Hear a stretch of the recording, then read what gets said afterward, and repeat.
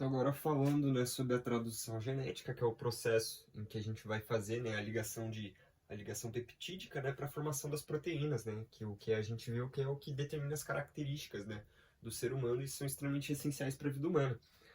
A gente tem que pensar que existe o código genético, né, que a gente viu que a gente consegue pegar uma partezinha dele, né, no caso no sítio promotor, que vai estar no DNA, no processo de transcrição. Esse código a gente tem que entender que é um código genético que é universal, né, faltou um L aqui, e ele é degenerado.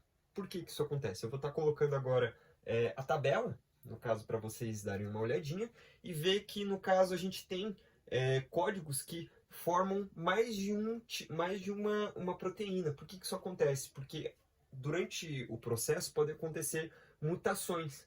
E no caso a gente vai ver que a gente tem o start codon e o stop codon. O start codon é o que vai dar início, né, a esse processo, e o stop codon, né, vai ser o que vai parar esse processo. Então, se caso acontecer alguma mutação e a gente tem o stop codon no meio da transcrição, da tradução, isso vai fazer com que a gente não forme a proteína corretamente e nesse caso é extremamente perigoso, né, para a saúde humana ou para de qualquer outro ser vivo, né, já que é um código universal para todos os seres vivos. Por isso é um código degenerado. A gente vê que vários tipos de combinação podem gerar, né, no caso, mais de um tipo de aminoácido. Então, como acontece? O RNA mensageiro chega até o ribossomo, né? No caso, o ribossomo, que a gente viu que ele é formado, né, por associações de RNA ribossômico e proteínas. Nesse caso, ele vai se ligar ao ribossomo. A gente vê que os ribossomos vão ler os códons do RNA-M e vão atrair os RNA transportador, que são esses dois aqui.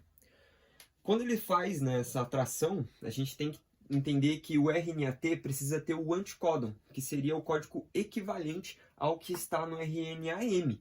Então, primeiramente, a gente vai ter o start codon, que é o metionina, né, o A, o G. Nesse caso, ele vai dar início ao processo, vai atrair até a parte A do ribossomo. Veja que ele é dividido em duas partes, a parte A e a parte P. Ele vai chegar primeiramente na parte A, vai fazer um encontro, né, com o anticódon, vai se ligar ao códon, né, correspondente a ele que está no RNA mensageiro. O ribossomo ele vai andar, né, do sentido 5' ao 3'. Quando ele anda, né, no caso, o A vai para o sítio P. No caso, outro RNA transportador chega nesse sítio A e acontece a ligação peptídica. No caso que, veja que no RNA-T a gente tem uma parte que é o anticódon e o aminoácido que está em cima. Então, nesse caso, a gente vai ter no sítio P um RNA-T com o anticódon, né, ligado no códon do RNA-M, e em cima dele a gente vai ter um aminoácido. Quando chega outro RNA-T, vai existir uma ligação peptídica, né, que é o que vai formar essa cadeia de aminoácidos, que no caso vai ser as proteínas. Então, quando existe a ligação, esse RNA-T que está aqui, ele vai se soltar, né, do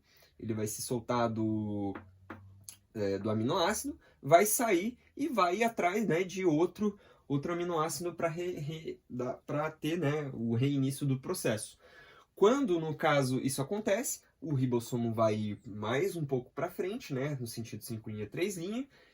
Esse que estava aqui vai passar para o sítio P e outro RNA-T vai entrar no lugar. E desse jeito a gente vai fazendo várias cadeias, né? A gente vai fazendo várias ligações até chegar no stop codon, que, né, é o AA, o AG ou o UGA.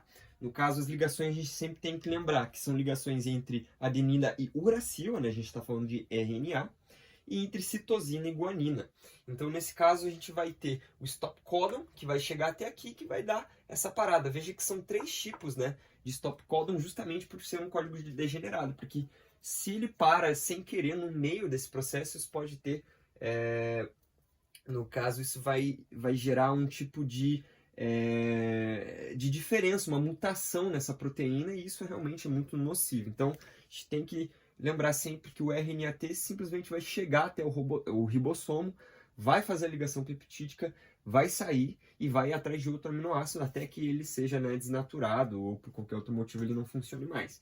Mas nesse caso a gente tem que perceber que é um processo que tem um início e tem um fim. Por isso que o RNAM ele é menorzinho, né? Porque ele só tá, ele tem o código só para a formação de um tipo, né? De, de proteína, né? Então, aquele código do sítio promotor, né, que é adquirido na transcrição, ele vai formar um tipo de proteína. Então, é assim, né, que funciona a formação de proteína, e esse é um processo extremamente importante.